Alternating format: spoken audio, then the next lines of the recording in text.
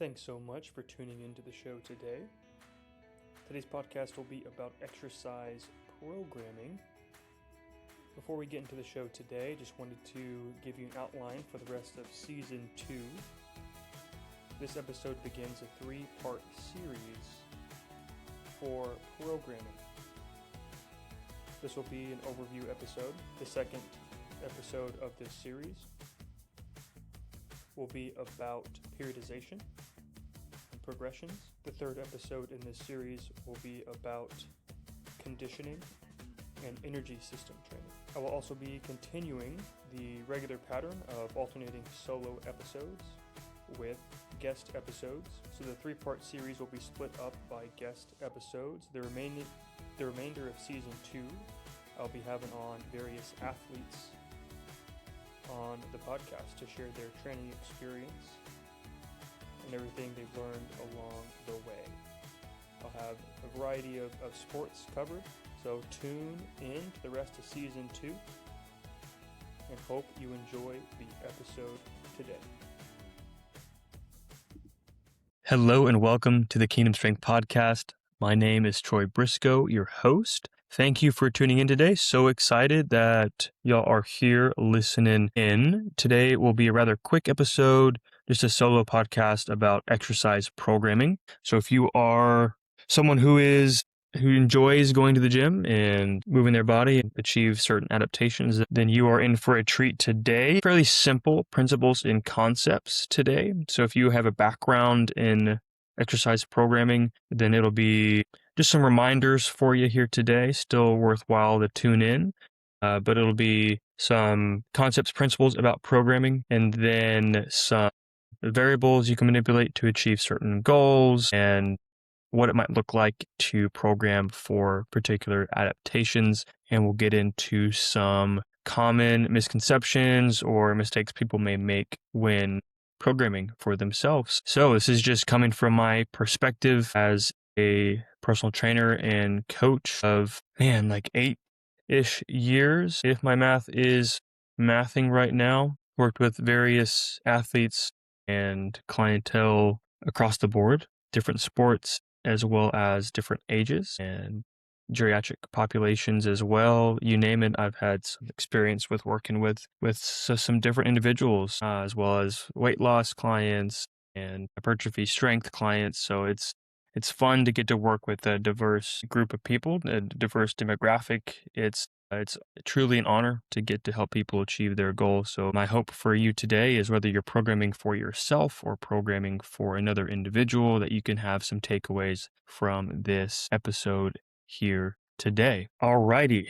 A lot of these concepts and principles, like I said, I've learned through time of practicing programming myself, but as well as through studies, through personal trainer certification and the NSCA, CSCS for strength conditioning, and then some other courses along the way, as well as some conversations and discussions with people in the field as well. But like I said, today will be a rather simple view of programming and just to kind of get the ball rolling and maybe some concepts that you might be confused about. So it's never a bad thing to kind of go back to the basics as well. So hope today can light the fire a little bit to learn more and dig a little deeper as well. So we're just kicking off today with just one little central message of the show today, which is that every exercise program is simply an organized manipulation of stress to create a desired adaptation. That is the point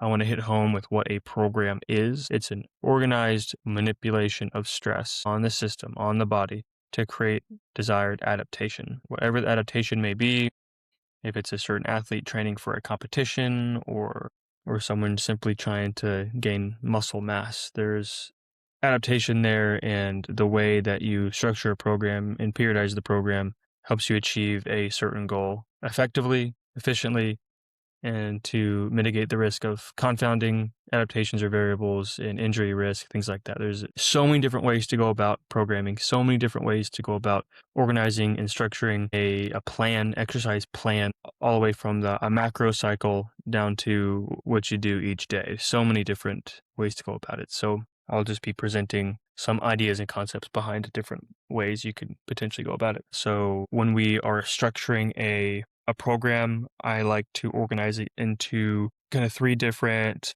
groups, if you will, that are within each other. So we have a macro cycle, and then we have mesocycles, and then we have microcycles. So the macro cycle is the full scope, the general overview that you are keeping in mind. So when you sit down with a client or for yourself and you're making the whole general game plan, it is a bird's eye view as to how you're going to piece things together. And of course, keeping in mind the goal.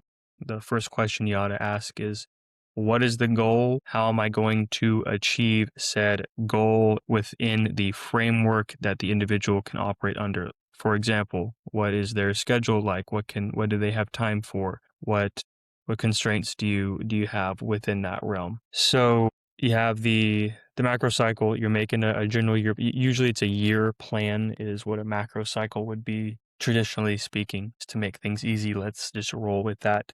So you kind of have the year plan, and then the mesocycles, you can block it up however you want. I usually like to do months is how I block it up, and then the microcycles would be with like the weeks within that month, for example. So however you want to organize it, that best fits you and your preference, that is the way to go.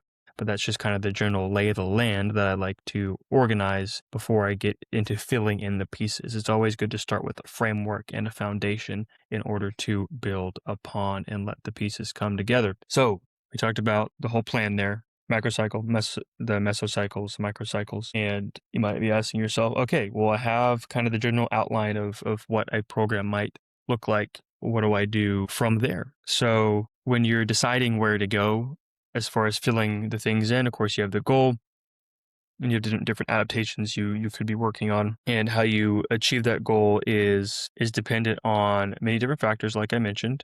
But the way you go about it, a key term here that we can describe is periodization. And periodization is simply how you're spacing out or organizing or switching the styles of training or adaptations or stimulus that you're putting into the tissues and system, so that you're almost building on each other to get to that goal. So again, we're taking a broad view. When you're training for something or working with an athlete or building a program for yourself for like a marathon or a high rocks or whatever it may be, you, from a general sense, you're starting very broad, and then you're getting more sport specific as you get into the event that you're going for. And this is very easily applied to sports because there's a certain time when there is a season associated with said sport. So, of course, sports are different. Seasons are long for some sports, shorter for other sports. But during kind of the traditional off season, right, you may be working on deficits that the athlete may have. Of course, it should be individualized, a program, but if you're working with the team, then there's certain generalizations you can make for adaptations for a particular sport. But off season tends to be very general, and then you're getting more sport specific as you hit the season. So kind of starting with more your hypertrophy, and then getting to strength, getting into your speed strength, and then your power plyometrics, and then boom, you got the season. So the power plyometrics are a little more transient, and so those tends to be a little bit closer to the season for a shorter period of time. Whereas the hypertrophy, you can stack a little bit longer throughout the off season and then kind of build that base to go from there. And again, say it's someone that isn't an athlete, and then you have maybe like a weight loss goal or something like that, then you're not necessarily trying to capitalize on a particular adaptation other than leaning out a little bit, or a classic term that you hear clients say is tone up a little bit. And what you're seeing here is, okay, we can set a plan as far as a healthy way to lose some weight, and generally 1 to 2 pounds per week is the general recommendation, to do it in a healthy, slow way in order to make it more sustainable and being able to be maintained throughout the into the future, and kind of more slowly changing a quote unquote set point for someone's weight there, and getting their body used to a different amount of lean versus fat mass. So no matter how you want to frame it, there are different goals that you might be trying to achieve, but the program is based on the goal and how you're trying to build that adaptation, and you can achieve it with structuring in different ways, that periodization, to build on certain adaptations, to layer different things in order to mitigate the risk of injury, mitigate the risk of fatigue and overtraining, and also if you're just a general pop client, to also keep things fresh and more exciting. Awesome. So a little bit more about that periodization word that I was describing. Periodization, there's different ways to go about it too. Kind of the traditional way to go about it is linear periodization, which is where, like I said, you're starting more general with kind of higher volume, more hypertrophy work, and getting into more of your strength and then plyometric work. So from a general sense, volume is decreasing over time, intensity is increasing over time. From a sport standpoint, that tends to be what happens as you get closer to the season. There are certain variables you could do a reverse linear periodization. That's another way you can use periodization. So what reverse linear periodization is, it's just the opposite. You will start with a little bit more of the intensity and then you'll gain more volume as you go on. I like to implement certain aspects of this with a marathon training, for example, where I build a little bit more of VO2 max in short intervals early on, where people tend to have not necessarily more capacity to do so, but their tissues are able to handle a little bit lower amount of volume, and the shorter intervals is a great way to increase VO2 max, and then you can slowly increase that aerobic load and adaptation that you're trying to build and tissue endurance as well as you go about the program there. So a marathon program might be an example where you might want to implement certain strategies with reverse linear periodization. And then you have a periodization style called undulating periodization. This is when there are mixed adaptations or multiple adaptations that you are wanting to achieve within a program. So this, the high rocks or hybrid athletes are really common these days. That's been all the hype lately. So you're trying to capitalize on multiple demands. So it's not as effective as choosing one demand, obviously, because, you're not focusing on one specific adaptation. You simply can't fully capitalize on multiple at the same time. But it is also a fun way to train for a lot of people and provides different stimulus throughout the week. And a way that this could look would be, for example, like Monday you do a strength workout, and then Wednesday you do a hypertrophy resistance training session, and then Friday you end the week with a bit of power and plyometrics. So within 1 week you are training different qualities. So that will include different intensities and volume. So for the strength day, you'll have higher intensity, lower volume, hypertrophy, a little bit more volume, and then the power plyometrics, you're moving load quickly, so tends to be a little bit lower reps, but lower intensity compared to the strength, but a little bit higher intensity compared to the hypertrophy. You're also doing things that might accrue ground contact times and quick, powerful movements. So that is a way to go about it and capitalize on different demands. At this point, just a little recap so far on this monologue from my end about programming. It is a very, very broad topic, and it's just something I enjoy and am passionate about. So I didn't necessarily come in here with a huge outline or game plan, just kind of riffing off the cuff with what I find to be helpful strategies or concepts that I want to communicate to y'all who may be wanting to learn more about programming concepts. So far, what we've covered is what programming is, what exercise programming is, the definition of it, what periodization is, and how that can be applied to achieve certain adaptations. We've talked about the structure of a program and how you might want to do it and look at it from a general framework standpoint. And then we looked at different adaptations that you could focus on within a program and how you might use periodization to achieve a specific adaptation. So from here, while we're talking about adaptations, we talked a little bit about strength, hypertrophy, power, things like this. So let's talk briefly about what different adaptations might be that you're trying to achieve, and some basic concepts when it comes to applying these to a program. So we talked about strength. Generally speaking, you're going to want to have higher intensity, so higher loads.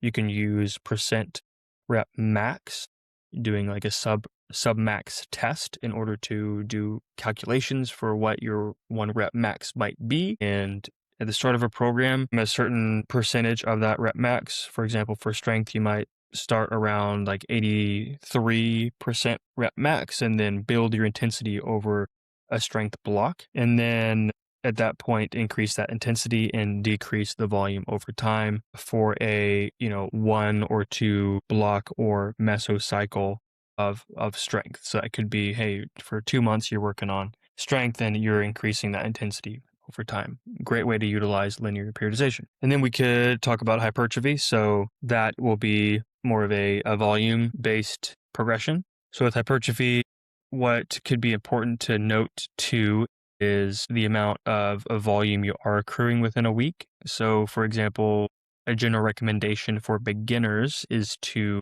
accrue roughly like 10 to 12 sets per week on a given exercise. And then for intermediate lifters, perhaps like 12 to 15 sets per week on a particular exercise. And then advanced lifters could accrue anywhere from 15, 20 sets per week for a given exercise. That's just a general rule of thumb when it comes to trying to manage load and manage volume within the context of resistance training, but particularly with hypertrophy focus potentially. As we talked about strength, hypertrophy, now endurance is another adaptation you could attempt to train within a program. So generally when you think endurance, you think more of like endurance athletes with marathons, Ironman, races like this, where you're actually doing a lot of cardiorespiratory training. So general idea here, again, increasing volume over time, because you can imagine a lot of people run into injuries when their tissue isn't ready to tolerate the demand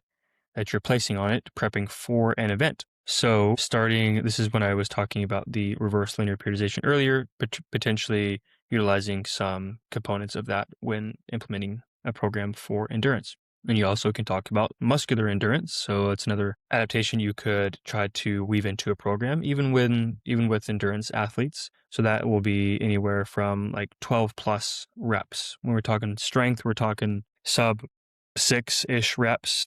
Hypertrophy is classically like your 8 to 12 repetitions, and then the endurance, traditionally 12 plus to train that adaptation, right?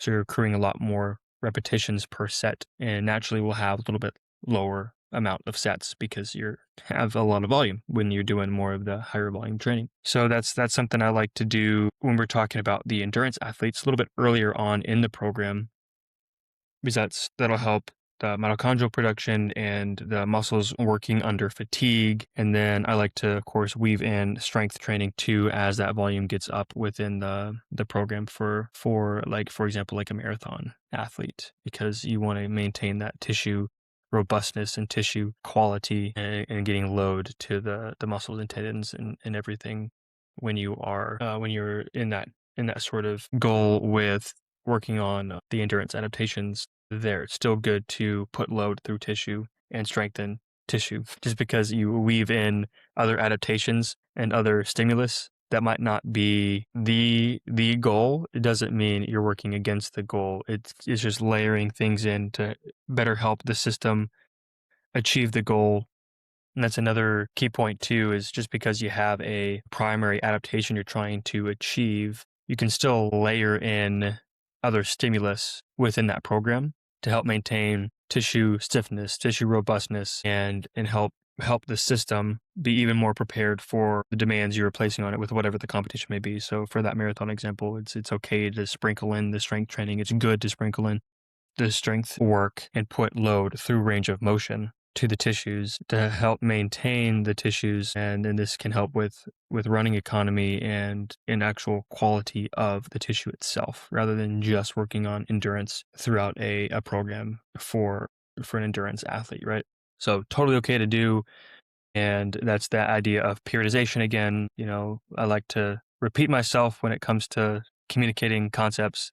That periodization, you are not doing one adaptation the whole time. You're building on adaptations, and for example, you can start with a hypertrophy block, strength block. You can even go back to hypertrophy block keep doing this, strength into power, et cetera, et cetera. So you're not just, it's not like just a spectrum that you're going from one adaptation to another. You can sprinkle it in even within one block that is primary strength, or one block that's primary endurance, or one block that's primary hypertrophy or primary power. You're still having components of different stimulus within that block. You can still have a primary focus with still working on other adaptations as well.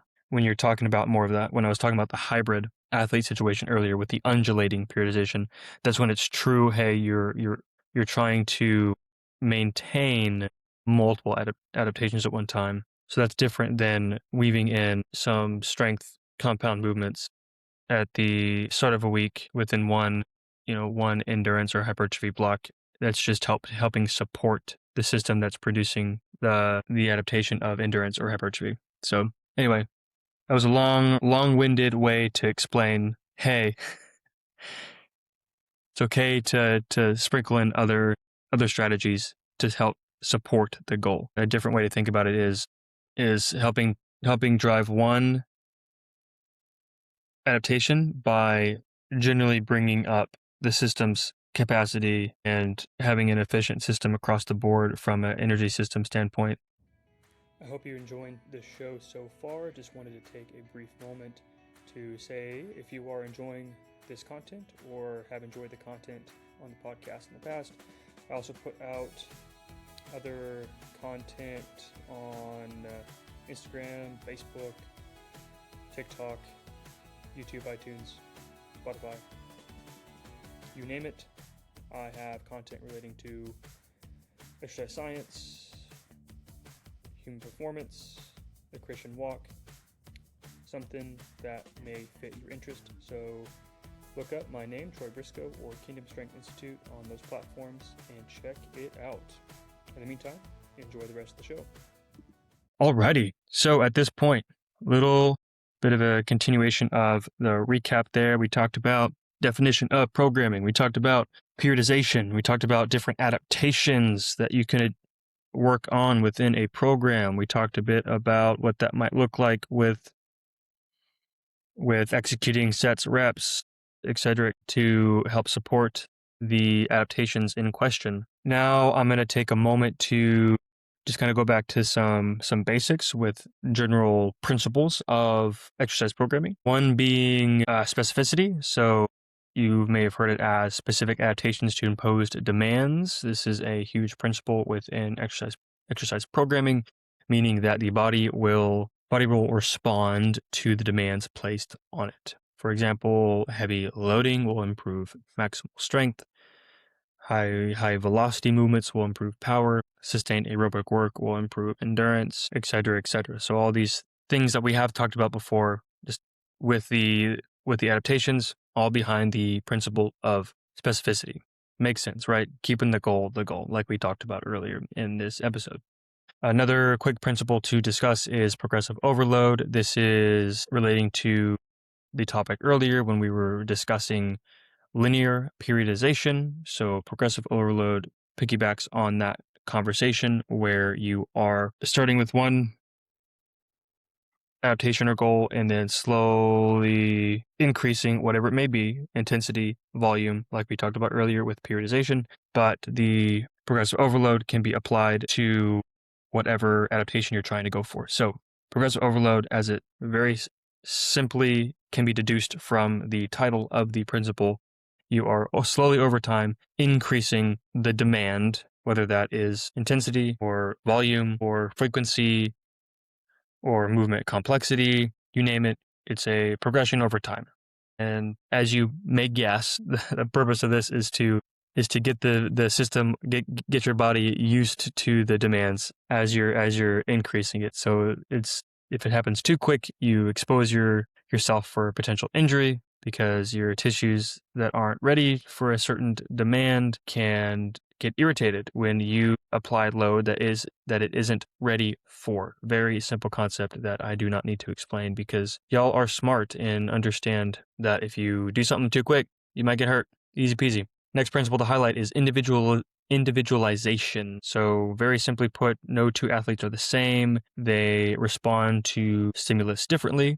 Different athletes may have different compensations or strategies that they're using to move. Different individuals might have a different training age, different injury history to consider as far as tissue preparedness, different movement competency that kind of goes into the compensation piece that I was talking about earlier. Different people have different goals, different lifestyle constraints, different preferences when it comes to training. So everyone is different. That's why a program will look different person to person. Unless you're programming for a team or a group, every program should reflect the individual's goal, preferences, tissue capacity, life constraints, training age, where they're at, which is what makes it exciting.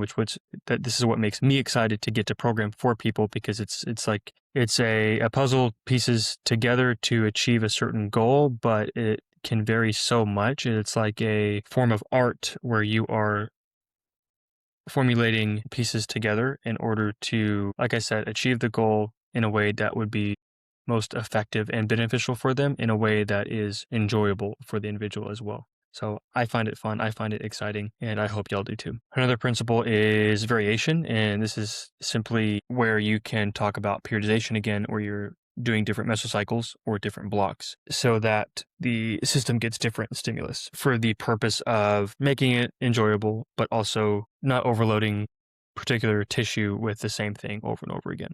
So with how I like to select variation within exercises is within a block or mesocycle, I will have exercises for each workout for each day. They're different each day depending on the split that the individual is utilizing, that I'm giving to an individual, and the goal of said workout. And again, depending on the goal of the workout, if it's a strength focused workout or hypertrophy focused workout, the sets and reps and rest will indicate that, like we discussed earlier. And how I like to do it as far as the whole mesocycle or block, I'll keep the exercises the same for the 4-week block for the month, but I'll progress intensity and volume within that block. And the next block, I'll have a decision to make on what the main focus of that block will be. And of course, that's when I'll change up the exercises so that you're changing it up enough within the macro cycle to keep it interesting and to drive adaptation,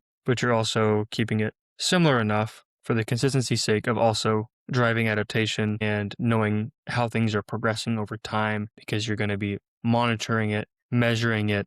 That's why you program, right? To understand, hey, what improvements are being made over time. So it's a great way to track that progress as well. Another principle to discuss is recovery. So recovery is where that tissue adaptation will occur. Of course, you kick things off with the force and load and stimulus that you're putting on the tissue within the workout. And then that recovery during sleep and rest is where the tissue will rebuild. And particularly classically, people think of the hypertrophy adaptation. You're breaking down muscle tissue and you're rebuilding to increase the cross-sectional area of the muscle fibers. So it is very important to prioritize sleep and nutrition, stress management, and deloading as well within a program. So how I like to incorporate deloading within a program too is the last week of a block, I will decrease intensity and volume a little bit, particularly at the end of a particularly taxing or demanding block. So those are some principles that I keep in mind when I'm programming for an individual, and we got to discuss them within the context of periodization as well. That's why I started with the conversation on periodization. So that could be a good foundation to move from, rather than starting with all the little principles to start. But I think it's important to lay that foundation broad and then layer in the principles from there. Now we're going to move into some more of the variables to utilize within a program. We did talk about the adaptations a bit and what you could change in order to best achieve said adaptation. For example, the strength having higher intensity, higher load, lower reps, hypertrophy, higher volume, lower intensity, and what that might look like. So now we're going to go a little bit more into the variables you could manipulate within a program to work on certain goals by producing desired amounts of stress to the tissues. So first one we'll roll with is frequency, is how often a stimulus is being applied. So this will come into play as well with the training age and how much the person has done in the past, what their current tolerance and capacity is. So of course, the general guidelines for Americans for exercise is the 2 to 3 times of resistance training per week, and then the 90 to 120 minutes of moderate intensity aerobic exercise or cardiorespiratory exercise, and then 70 or 75 minutes of intense cardiorespiratory exercise. So it's just the general guideline for Americans to, hey, this is how much they deem it necessary to be a healthy adult, right? So whatever you can start with, though, is where you should begin. Meeting people where they're at is so important, not only with exercise programming, but just life in general. Another variable to talk about is volume, which we talked about earlier, which is a primary driver of hypertrophy and great for laying the foundation for development of strength and other adaptations. And then we have tempo. That's another one I wanted to discuss as well. The tempo in which you're executing a exercise. We'll briefly discuss concentric, eccentric, and isometric real quick. So the concentric phase of the movement is the portion of the movement where the muscles are shortening in the contraction. Eccentric is where the muscles are lengthening. So you can think of this as in a squat, you're coming up, pushing the floor away from you. That is the concentric portion of the movement. The eccentric portion of the movement is when you're lowering yourself down to the floor.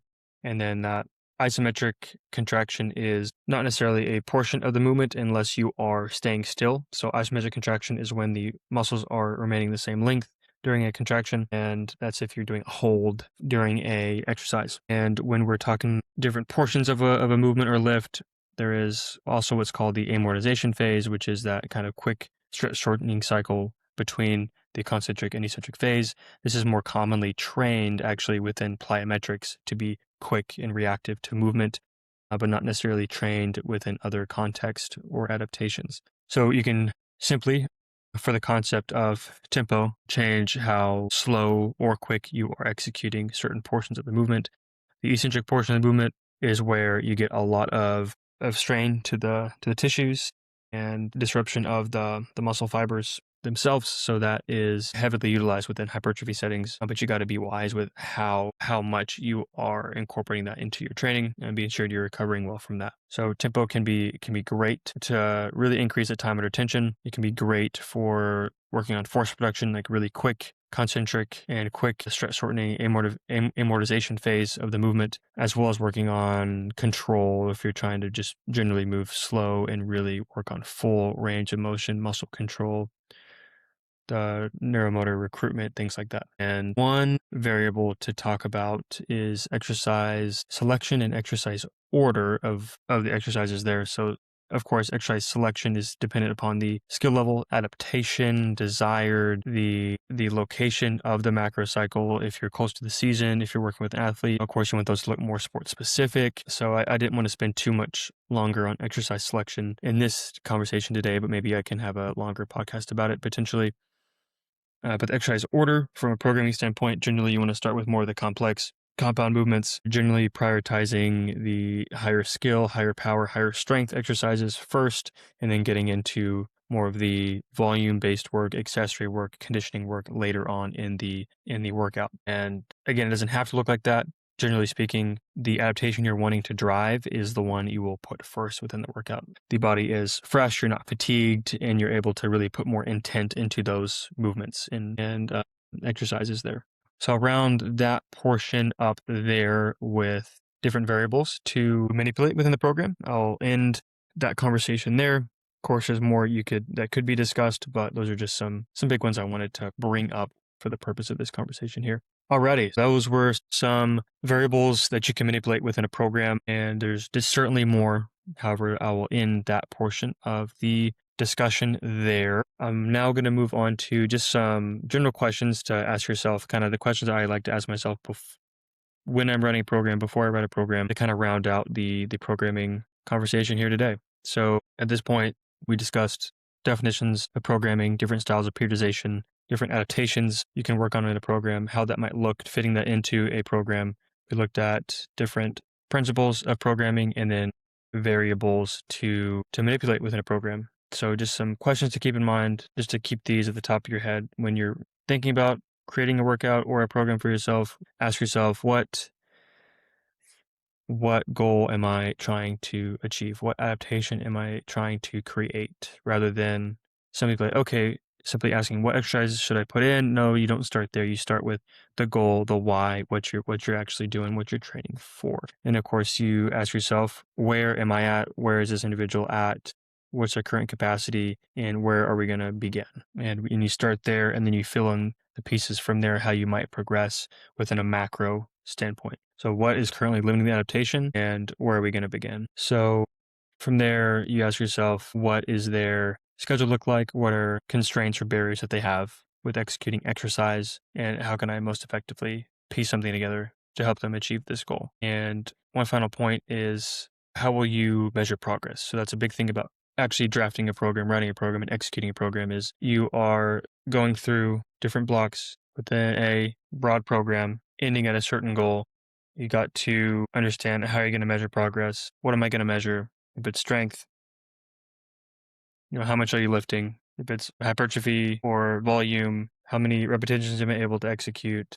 What's the lean body mass look like? Am I actually increasing muscle mass, cross-sectional area of the muscle? If it's losing weight, again, what is the fat mass versus lean mass? You're having these check-ins to see, hey, am I actually making the desired changes with implementing this program? Am I actually moving the needle on the goal? So those are some questions to keep in mind when you are writing a program. Those are the things I keep in mind when I'm writing a program for somebody. And it really just helps with keeping your ducks in a row, but also letting the individual know that you truly care for them and that you're wanting to make this the best possible program for them. And it's going to be individualized. It's going to be the most specific program to achieve their specific goal, again, specific adaptations to impose demands in a way that is progressed accordingly, in a way that won't risk injury, in a way that is safe and healthy and effective. This is all ways to help increase the confidence of the individual as well to actually step into the program and execute it effectively and efficiently. So lastly, just I'm going to close with perhaps some common programming mistakes, and I'll just kind of rattle them off just to give you an idea of, hey, what are some common mistakes out there if you might be making them. So mistake number one would be constantly changing exercises without progression. Again, you want to, if you're performing exercise, you ought to have a goal, right? So if you are constantly cycling through exercises and not tracking anything, then how do you actually know you are achieving the goal that you are wanting to achieve? So it's good to keep a set of exercises, pick a certain variable you're wanting to progress and progress that and measure that over time. And of course, change exercises up within reason, within a certain appropriate time frame. There's many different ways to go about it, like I said earlier. Another common mistake would be prioritizing novelty over adaptation. Same sort of concept with always trying to do something new, always trying to do something fresh, always going above and beyond. But sometimes the basics help. Sometimes the basics work great, right? Nothing new under the sun, no reason to make it too complex. There are sometimes complex solutions needed for complex scenarios and complex adaptations, and that's okay, but no need to reinvent the wheel, no need to stress yourself out with trying something new all the time. So another common one that I see a lot, especially within certain demographics, is pushing yourself incredibly hard every single workout, redlining every workout, all or nothing every single time, and there's a time and place for that. There's a time and place to go 110%. If you are working particular energy system that requires all out effort, really short duration. If you are training for an event that has components of that, yes, work hard. If you are building muscle, trying to work on increasing cross-sectional area of the muscle, yes, that takes working muscle to fatigue. However, if you're doing things like this every single time, then you're really not giving your body the opportunity to recover and actually build toward said goal or adaptation. So there's a time and place for it. And if you're doing this, then you're not actually helping yourself towards your goal. You're overtraining and overreaching and just digging yourself into a deeper hole of fatigue and not true adaptation. So I'll end you with this. Those are some mistakes that I see with programming. There's certainly a lot more I could go into with those mistakes. If you have any questions, don't hesitate to reach out. I'm here for you. I want to be a resource if you have any sort of questions, whether that's about programming or health, fitness in general. So thank you for listening to the podcast today. Again, I'll end with the kind of main concept of the talk, which was every exercise program is simply an organized manipulation of stress to create a desired adaptation. So understand the adaptation, understand where you're at, understand basic programming principles, and have fun with it. It is truly an art and joy to get to piece programs together and find out what works best for you. Everyone's different.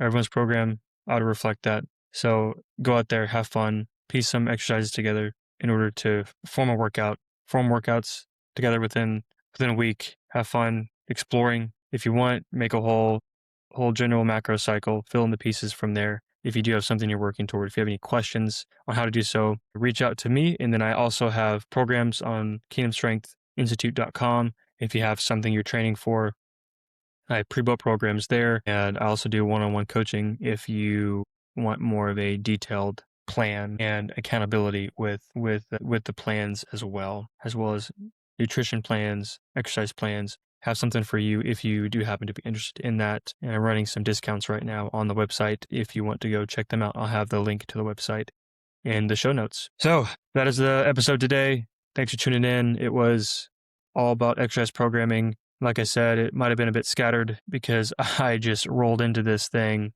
and I'm like, all right, I'm talking programming and we'll see where it goes. So hopefully you got at least something out of the conversation today. And if, like I said, if you have questions or want to hear anything in the future with this podcast, send it my way via email at coach@kingdomstrengthinstitute.com. Until next time, wishing you a blessed rest of your day, and I'll see you in the next episode. Thanks for tuning in to today's episode. I hope you enjoyed it. Be sure to catch the next 2 episodes of this series about programming. Speaking of programs, I will be coming out with a very new service with Kingdom Strength Institute.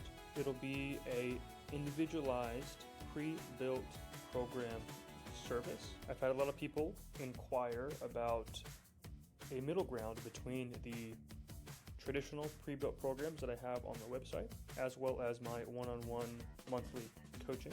So this is a great blend for people that want a little bit more details and personalization than the pre-built programs, but don't quite want the accountability and all the extra things that the one-on-one coaching tiers offer. So this is just an announcement that this service will be coming soon. If you feel like it is right for you, I'm accepting pre-registrants where I will be getting you on a list and sending out a discount code if this is something you are interested in. I'll have the link in the show notes where you can find the link to register for the pre-registration. And of course, if you have any questions, I'll have my email in the show notes. Feel free to reach out.